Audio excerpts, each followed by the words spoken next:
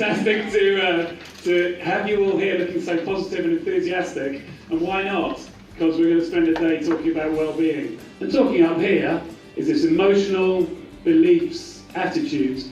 This is about a connection kind of with the heart.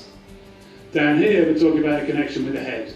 And we need both these things. So we need facts, we need information, but we actually want to connect with each other in a different way. But I guess it's to remind us about why we're here, and why we do what we do, and what our emotional connection is to the purpose of what we're doing, to patient care, what it is to each other, to the teammates we've had, to the experiences we put ourselves through, and the learning we have along the way. And to notice, if we can share those stories, if we share those experiences, we make a completely different commitment to each other.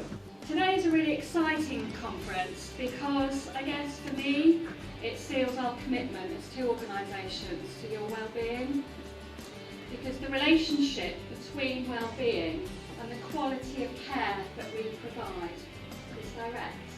So you can see organisations that are rated good or outstanding have a high correlation with a good staff survey. So happy, engaged staff give great care. I'm going to ask you in a moment to stand up, and I want you to go and stand in a position in the room that represents where your current focus is across these 4 dimensions. Okay? So what I'm going to do is I created this flip chart earlier. I'm going to peel this off here, like this, and I'm going to pick it up and then carry it down here. So we say it goes here on the floor. Okay. And then what I want you to do is imagine that that map on the wall has been picked up and it's been put here right in the centre of the room. So if you've distributed 25 points in every quadrant, come and stand right here in the middle of the room. Okay? If you have a leaning towards the bottom right delivery, stand at the bar. Okay? If you have a leaning towards innovation, go and stand with Jenny. If you have a leaning towards development, head over here towards the windows. If you have a leaning towards process, head over there towards the library.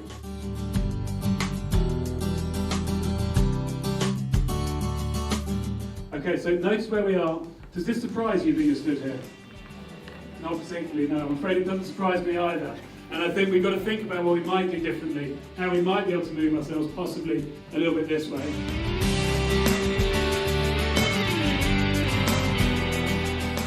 We've given you, in your pack, your own personal wheel. So step 1 of that is just to take some personal reflection time and to write down, so what are the constructs of well-being for you?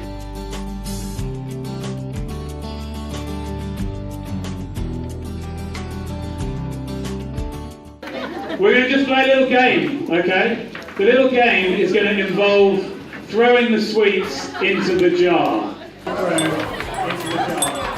And that's what we use.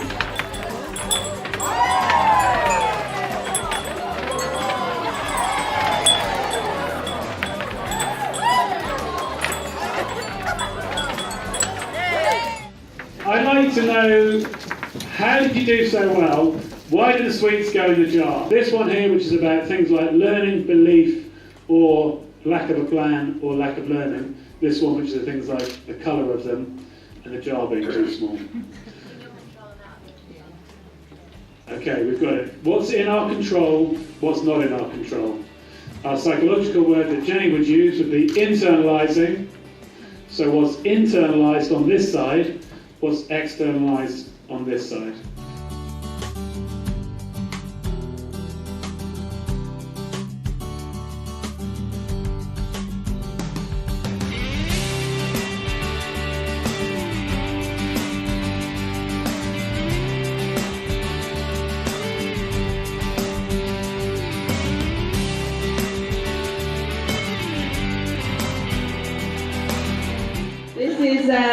Cheers. It's been great to hear about everyone else's experience of wellbeing.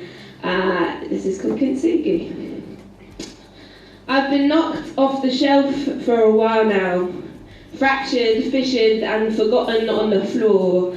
I have poured every pore of my person into being a person, but it still is not working. I am still hurting, bursting, burningly broken. I have tried to paper over the cracks in my coping, hoping that no one will notice the damage, the severed ceramic, the seam split unseemly girl, fragile and frantic. I have danced this devastation in traces and scrapes across my brain. Sometimes across arteries and veins, I have carved my shame into my skin, turned it tracing paper thin, made a battlefield of my body, waged a war I can never hope to win. But in the phrase of this fitful, friendly fire, I clutch and I cling to that thing that Leonard Cohen used to sing about the crack in everything, and that is how the light gets in, and that is how the life gets in, and that is how we might begin to be better, cease to be our own aching, ailing, aiding a better, unclasp the pressure and rebuild, refill, re-will our worlds into being full of feeling beyond measure. When your storm feels too hard, too harsh to weather, remember kintsugi, the art of building beauty from that which has been broken, repairing the ruptures until at last they gleam golden. Where mirth and dirge converge, the worst, the hurtling verge, the hurts are interwoven, not hidden, left showing, exposing the past of the pottery, the cracks in the crockery, the flawed and the tortuous, the confident and cautious, the gaps and the gapes, the tragic mistakes that we fit back into place,